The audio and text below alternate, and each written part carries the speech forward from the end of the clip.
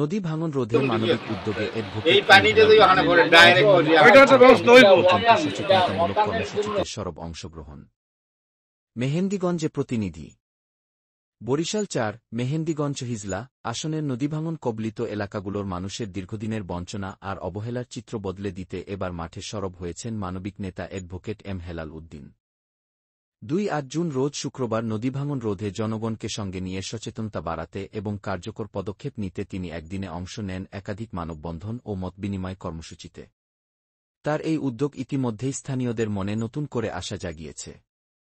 আন্ধারমানিক ইউনিয়নের ২ নম্বর ওয়ার্ডে নদীভাঙন রোধে মানববন্ধন। মেহেন্দিগঞ্জ উপজেলার আন্ধারমানিক ইউনিয়নের ২ নম্বর ওয়ার্ডে নদী ভাঙনের কারণে বছরের পর বছর ধরে শতাধিক পরিবার গৃহহীন হয়ে পড়েছে।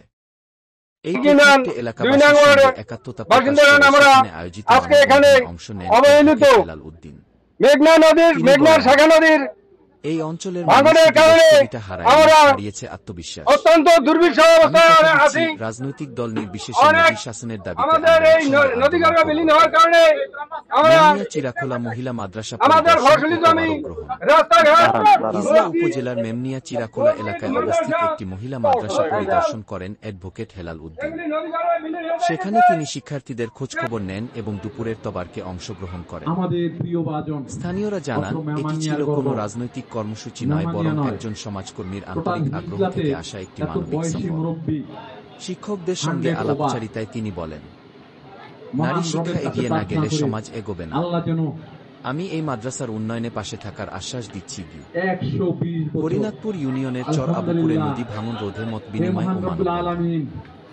পরবর্তী গন্তব্য ছিল হরিনাথপুর ইউনিয়নের চর আবুপুর এলাকা, যেখানে নদী ভাঙনের ভয়াবহতা এখন চরম। অ্যাডভোকেট হেলাল উদ্দিন এখানে একমত বিনিময় সভা ও মানববন্ধনে অংশ নেন।